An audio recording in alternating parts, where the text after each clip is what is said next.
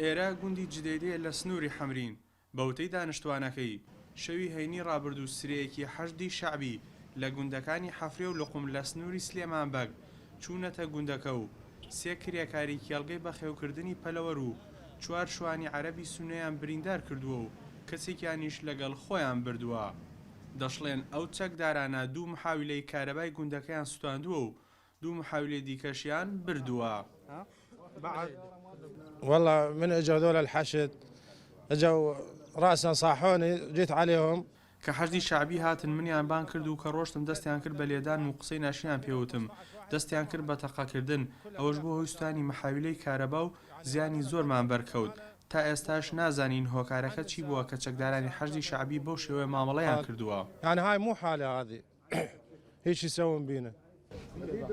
نازم عجاج مختاری گوندەکە بە یەنارتی ڕاگەیاند چەکدارەکان زۆربیان گەنج بوون جگە لە سوکایەتیکردن بە خۆیان و ئافرەتەکانیان ئۆتۆمبیلەکەشیان بردووە.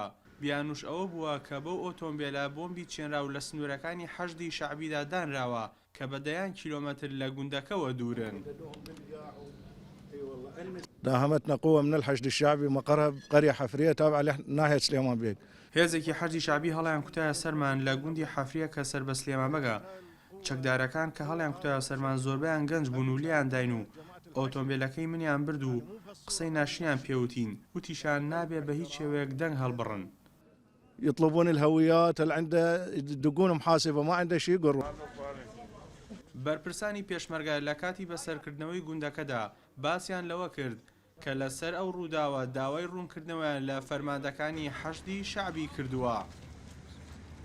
گروپی حشتی شعبی هاتوون داخلی سنووری محوەری قەرتەپە بوونە و بە شێوەیەکی زۆر بێئاکارانە پەلاماری هاوڵاتی بێتاوانەکان ئێمە ناوچیان داوە کە ئەو هاوڵاتیانە هاوڵاتێکی سالمن ئێمە هیچ گومان و شتێکی ئەمنیمان لەسەریان نییە و لە ڕابردوشدا لە سەروبەندی شەڕی داعشدا ئەمانە بڵێن ئامادەگی و هاوپەیمانەتی و هەماهەنگیان بۆ هێزەکانی پێشمەرگی کوردستان دەربڕیەوە و هەڵوێستی ئێمە لە ڕوانگەی بەرپرسیارەتیمانەوە لەم مەنتەقە هەڵوێستمان ئەوەیە ڕێگە بەو جۆرە کردارانە نادەین و ئێمە لە ڕێگەی کەناڵەکانی خۆشمانەوە ئاگادارمان کردنێتەوە کە ئەوە سیارەی هاوڵاتێکی بێتاوانە بۆی بگەڕنەوە. حەمرین سنوورێکی فراوانی هەیە و زیاتر لە 86 گوند و 3 ناحیەی لەسەرا پاراستنیشی لە ئەستۆی هێزی پێشمەرگەدایە ناو بەناو چەکدارانی داعش دزە دەکەنە سنوورەکەوە. لە ڕابردوشدا چەند جارێک تاوەرەکانی کارەبای سنوورەکەیان تەقاندووەتەوە بەڵام یەکەم جارە کە چەکدارانی حەشدی شعبی بەشە و دزە بکەنە سنوورەکە و زیان بە هاوڵاتیان بگەێنن. ئارام بەختیارێن ئارتی سنووری حەمرین.